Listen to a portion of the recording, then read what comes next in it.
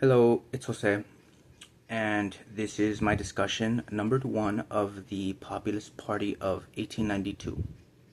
So, a brief historical overview of what led to the Populist Party's formation would be that socially, politically, and economically, farmers in the late 19th century weren't thriving in any manner of the word.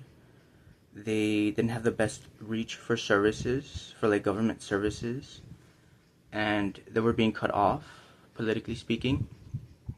The farmers in the rural communities didn't have much of a voice or a platform. And basically, ordinary Americans felt overall as if the rich and powerful were the ones who had control over the government and the economy beneath it. That meant that both Democratic and Republican parties and the bribe-susceptible politicians aligned with them, who often also favored industries like banks and the railroad industry, were ultimately useless in the farmers' eyes. And it didn't help that crop prices were plummeting drastically, and that those in charge of the railroads, I mentioned earlier, gave like high prices in exchange for transporting, cargo, leaving them in debt or even poverty. Now, one platform I agree with from the Populist Party is from the finance section.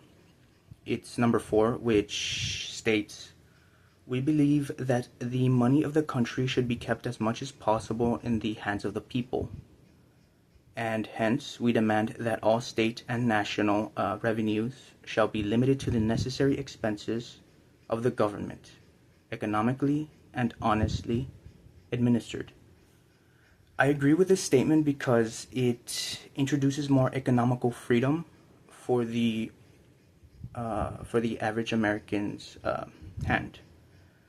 The parties intend to secure economic security for the poor, all the while locking down on government corruption and unnecessary spending as well.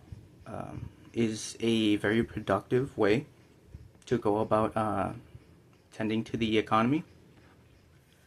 And to finish off, one platform I don't agree with from the Populist Party is also from the finance section, that being number 2. We demand that the amount of circulating media, or medium, I think it's medium, be steadily increased to not less than $50 per capita. Now, I appreciate and can get behind their good intentions, but if the government were to implement this idea, I think it would backfire. Like, the party was trying to elevate the economy, right? Especially for the lower class. But increasing the circulation of money that quickly as well would devalue the currency and most certainly cause inflation, which would ruin what they're trying to do. So that would be all for my discussion. The sources I used were the ones provided in Canvas that were sourced from the History Matters website. So thank you for watching.